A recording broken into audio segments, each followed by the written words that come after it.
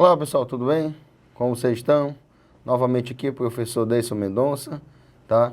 Para a gente poder trabalhar novos conhecimentos aí, para a gente se preparar de uma maneira mais satisfatória aí para os desafios aí do Enem no final do ano. E hoje a gente vai começar uma série de aulas que vai envolver o aspecto da bioquímica, que é um assunto, claro, um dos assuntos chaves, né, nesse exame aí. Então, assim, hoje a gente vai começar, claro, com aspectos ligados à bioquímica básica, à formação da molécula de água, entre outros.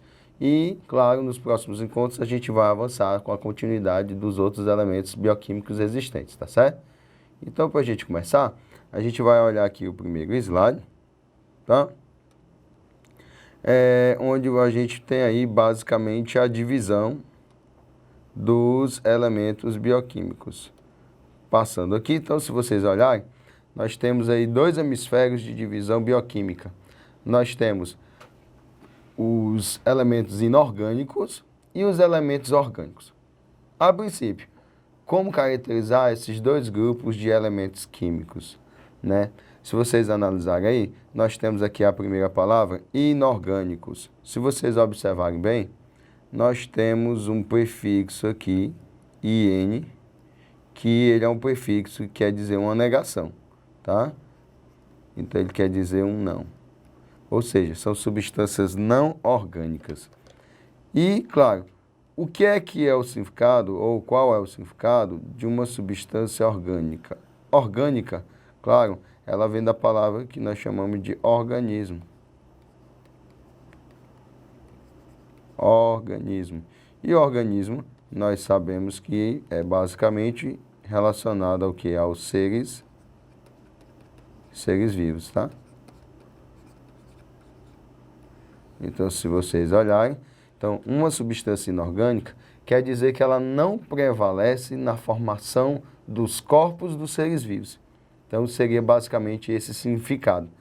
Na prática, como diferenciar? Tá? Como é que você sai do papel e começa a imaginar assim, visualizando, observando a natureza? Simples. Quando eu me refiro, por exemplo, a água e sais minerais, onde é que eu encontro a maior porção de água do planeta? Nos oceanos.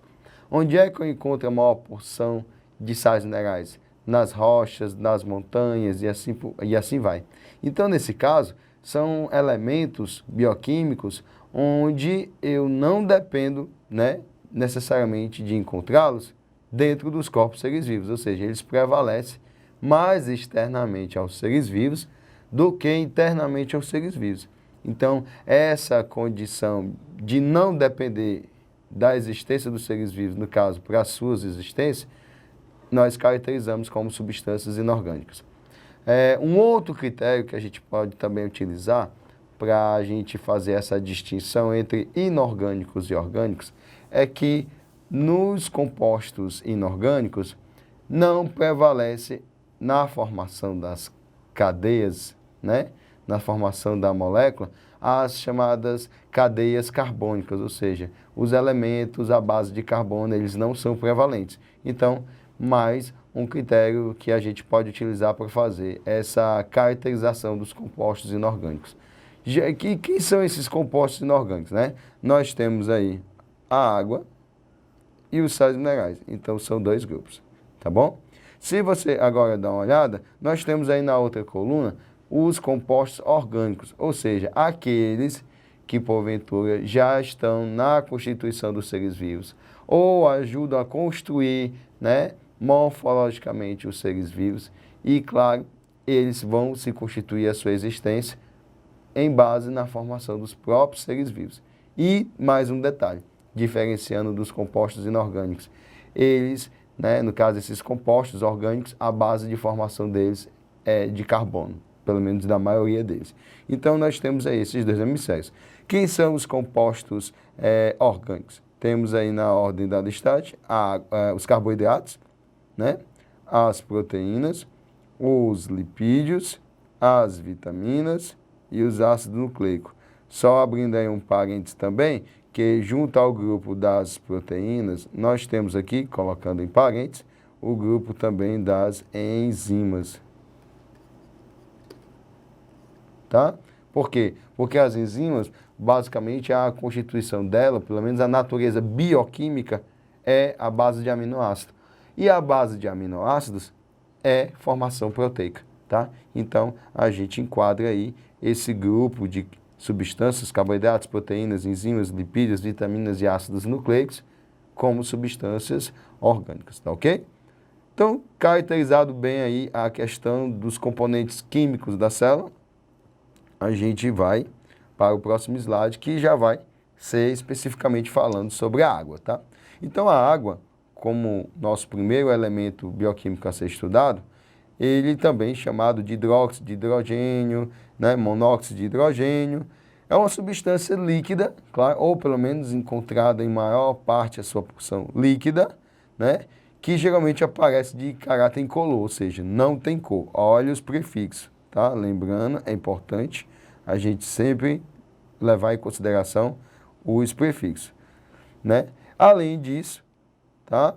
Ele é inodoro, ou seja, não vai ter odor, não deve ter odor, e insípido, ou seja, não tem sabor. Então, observe que esses três termos, incolor, inodoro, insípido, como característica da água, claro, isso aí geralmente é analisado quando eu tenho pequenas porções de água. Então, isso aí são três componentes, vamos dizer assim, de caracterização da água, tá? E, claro, são essenciais para a gente demandar, pelo menos, a questão da qualidade de água, porque essas propriedades da água que a gente se referiu aí, se elas estiverem alteradas, isso pode simplesmente significar uma contaminação ou uma toxicação da água, tá? Ok? Bom, e aqui, se vocês olharem no slide, ele tem uma representação química, tá? Pelo menos modelos químicos, onde vocês podem ver o quê? Né? Três bolinhas aí, no caso, essas bolinhas brancas que eu estou sinalizando aqui com o X, elas estão representando aí os átomos de hidrogênio, enquanto que a bolinha vermelha está representando o átomo de oxigênio. E aí eu vou ter a constituição, pelo menos espacialmente, da água. Na sequência, a gente vai estudar um pouquinho mais sobre a molécula da água, tá?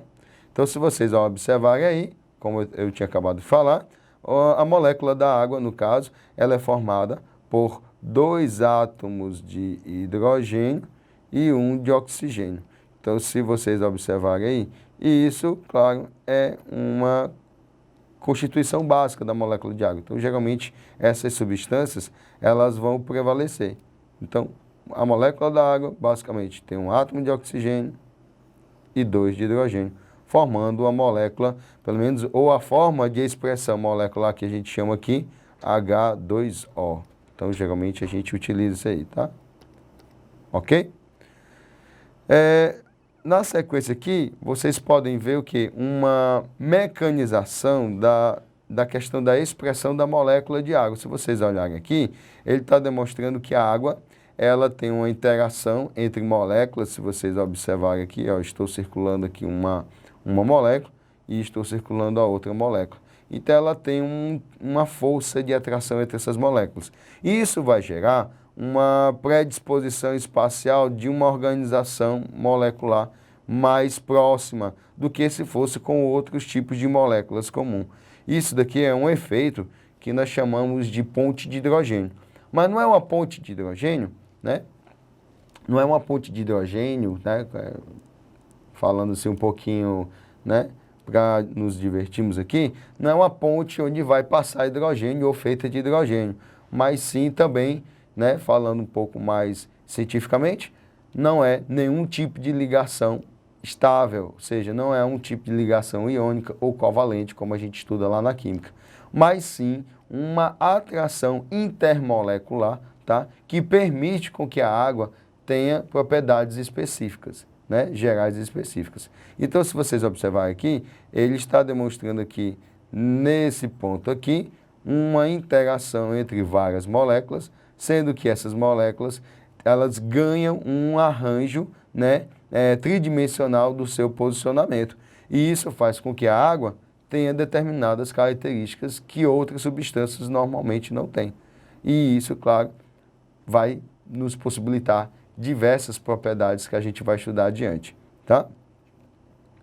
Olhando o slide a seguir, nós temos aqui exatamente a predisposição da molécula, tá? Representado de 3 formas. Primeiramente, ele diz aí que a água é polar. O que é uma substância polar, né? Se vocês olharem aqui essa representação embaixo, onde eu estou sinalizando aqui com a seta, nós temos um átomo de hidrogênio, um outro átomo de hidrogênio e o de oxigênio. O de oxigênio, normalmente, ele possui, segundo a disposição da tabela periódica, ele possui número atômico 6, tá? E o hidrogênio, ele possui número atômico 1. Isso quer dizer o quê? Esse 6 quer dizer que é a quantidade de elétrons que o oxigênio tem na sua última camada ou na camada de valência, que é a camada mais energética, que lá na química é a camada de reação para outros elementos químicos, e isso vai possibilitar com que ele forme moléculas a partir de então. Então, nesse caso, o átomo de oxigênio ele vai ter 6 elétrons nesta última camada. Existe uma regra na química, tá? Onde eles falam o seguinte: os átomos se estabilizam, tá? Com exceção aos gases nobres que já estão estabilizados, eles se estabilizam com um mecanismo chamado de regra do octeto. O que quer dizer a regra do octeto? Que nessa última camada, que a gente acabou de citar, ela deve ter 8 elétrons para poder gerar uma estabilidade eletrônica ao átomo. Isso só com exceção ao hidrogênio e ao hélio, porque o hidrogênio e o hélio se estabilizam com 2, sendo que o hélio já é um gás nobre que está estabilizado. Então, dessa forma, o hidrogênio precisa de mais um elétron e o oxigênio, por ter 6 elétrons na última camada, ele precisa de mais 2 elétrons para que, somando com 6 mais 2, eu tenha 8 elétrons. E o hidrogênio tem 1. Como ele se estabiliza com mais 1, então ele vai precisar de ter na sua última camada 2 elétrons. Então, se vocês olharem aqui, essa é a disposição eletrônica que os átomos buscam. Então, como ambos precisam, né, ganhar elétrons, então eles fazem ligações de compartilhamento de elétrons, que nós chamamos de ligação covalente. Então, se vocês olharem nessa imagem dessa fórmula aqui, se vocês observarem, bem aqui nesse ponto aqui, ó, nessa setinha, é um elétron. Bem aqui é outro elétron. Mais um elétron aqui, mais um elétron aqui, e outro aqui, e outro aqui. Então, se vocês olharem, eu vou ter o quê? 1, 2, 3, 4, 5, 6 elétrons. O hidrogênio, cada um deles vai ter um elétron, tá? Que quando se liga com o oxigênio, completa a camada eletrônica do oxigênio, formando 8, então estabilizando esse átomo. E os hidrogênios, claro, também fazendo essa ligação com o oxigênio, recebe os seus 2 elétrons cada um, e aí também está estabilizado.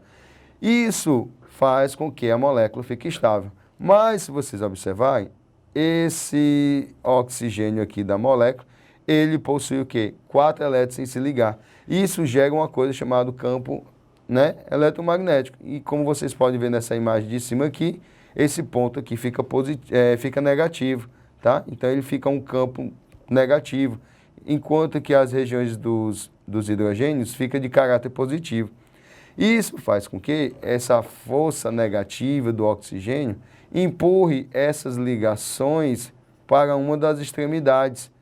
E isso faz com que a molécula de água, em vez de ficar uma região linear, ou seja, ficar plana, ela ganha uma curvatura, como vocês podem ver nessa imagem aqui seguinte, essa curvatura, e essa curvatura ganha exatamente o aspecto de 104,45 graus. Né, nessa medida. Então, por isso que a molécula da água geralmente é representada curvada, como a gente tinha visto agora anteriormente, e não de uma maneira linear, tá ok? Então, se você for ver que, ao final das contas, como ocorre a dinâmica das moléculas, então, assim, esses oxigênios, por ter esse campo negativo, como vocês podem ver aqui, então, cada oxigênio vai ter um campo negativo, ele acaba que atraindo o átomo de hidrogênio da outra molécula para próximo de si.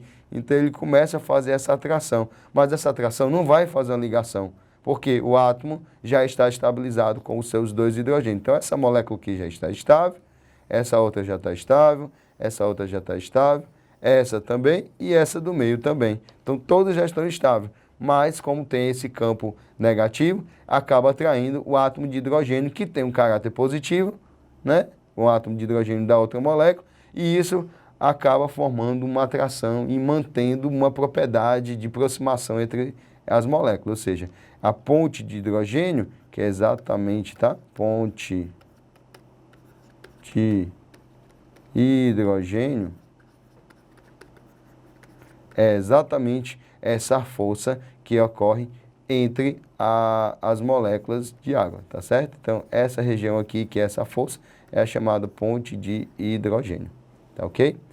Bom, pessoal, então essas foram algumas características gerais que a gente estudou sobre a água, tá? E, claro, posteriormente a gente vai estudar no que essas características vão contribuir na formação de propriedades ou habilidades que a água possa adquirir, ok? Então, no nosso próximo encontro, vocês vão poder estudar com mais detalhes essas propriedades. Não deixe, claro, de se inscrever no canal, tá? No NBR, tá? Nos acompanhe, poste os comentários lá, nos apoie, para a gente poder continuar ajudando vocês e até o próximo encontro.